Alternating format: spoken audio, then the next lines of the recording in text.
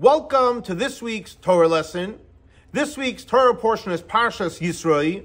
The question of the week is, we will be observing the 365 negative precepts when Moshiach is revealed. So in this week's Torah portion, Parsha Yisro, the Torah portion of the Ten Commandments, the Torah says, Vayidaber Elokim es kol hadvarim ha'ela lemer. God said all these words, lemer, saying. So all the commentaries ask, what does lemer mean? So the Rebbe explains, what does lemer mean? That when Hashem said all the 10 commandments, when he said lemer, all 10 commandments were said in that one word. Now for humans, it's hard to hear and comprehend. What do you mean in one word, 10 commandments? So therefore Hashem went ahead and repeated each commandment again so we can hear it. So Rebbe asks a simple question. If we cannot hear 10 commandments in one word, and Hashem had to repeat it for us, so what was the point of Hashem saying all the 10 commandments in a word, lamer? And the Rebbe explains as follows. Hashem was teaching us a very, very powerful lesson. And that is as follows. Generally speaking, we know that the 248 positive commandments, each one draws in a positive light.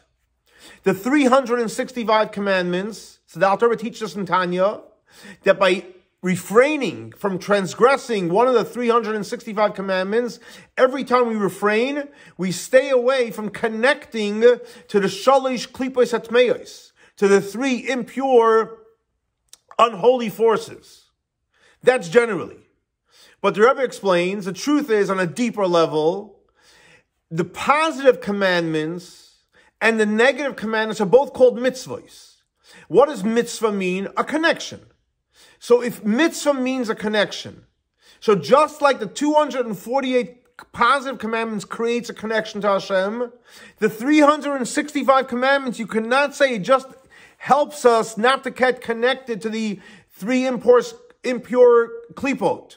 Obviously, the 365 commandments creates a connection to Hashem. It's called a mitzvah. But so what kind of connection is it? So the Rebbe explains that the truth is, this: when we connect to Hashem, you can connect to Hashem by doing a mitzvah, and that's a connection. But then you connect to Hashem so much deeper that you can't even do a mitzvah to connect. The way you're connecting is by not transgressing. And the reason why you don't do anything is because it's much deeper than touching on to doing a mitzvah. So when you do a mitzvah, you're connecting to Hashem by doing a physical act. But when you avoid transgressing, you're actually connecting even deeper to Hashem. So based on this, the positive commandments and the negative commandments are all the same mitzvah. It's all about connecting to Hashem. In one way, you're connecting to Hashem by doing something, and in one way, you're connecting to Hashem by not necessarily doing something. So therefore, Hashem is teaching us that really, there really is no difference between the positive and the commandments and the negative commandments. It's all an opportunity to connect to Hashem. And since it's all an opportunity to connect to Hashem, therefore Hashem said Lamor to teach us, guess what? This commandment, that commandments, they're all part of the commandments from Hashem. So to answer the question, when Moshiach comes, we will be doing the 365 negative commandments.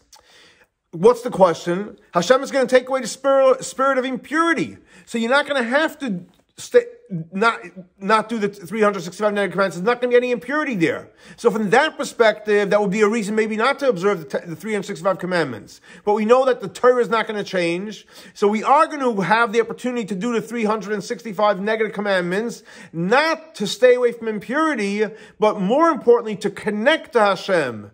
To connect to Hashem by not doing, which is creating a deep and powerful connection.